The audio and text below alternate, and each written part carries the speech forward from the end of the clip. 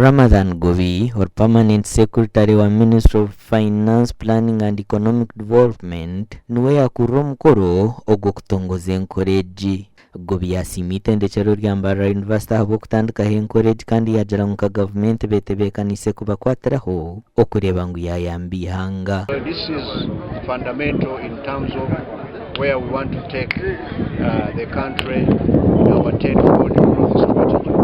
It's a new innovation because of the fact that they are leveraging technology, new technologies like the artificial intelligence to analyze this big data, condense them into some messages which can help decision makers in the cabinet, in parliament. Omuspichi ye Dr. Musita yashoborra habwenki bashazire mu kutandikaho encourage. Tureba nshonga nka PDM ninga Paris Development Model uko kubasa kukozesa information eze sente zo kubahereza kandi tracking kureba ukuzi bayasere kuyamba abantu okurakurana ibintu nk'ebyo ntubereta kandi obushango muri system yeitu ninga sheba kweta ije akarimageze artificial intelligence eri kuyamba okutunga solutions ningashi ebyo kugarukwamo byebizo bingi.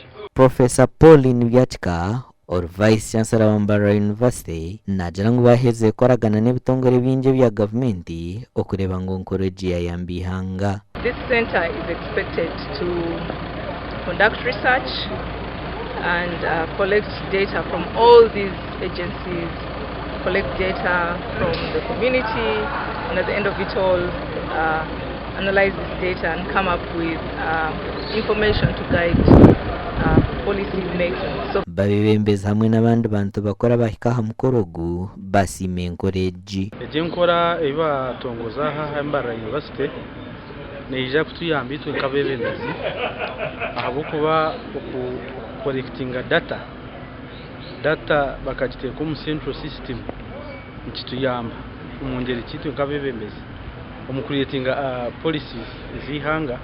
Policies ni nkengenderwa ihanga biri kutekateka gukora umuhakurwa programs zihanga kugendera. But having this opportunity to share it with MUST is also another area of increasing our visibility of our information, and also because we support the government in tax policy analysis. Amakuraga Gasha kwa Abdukalim Sengendo.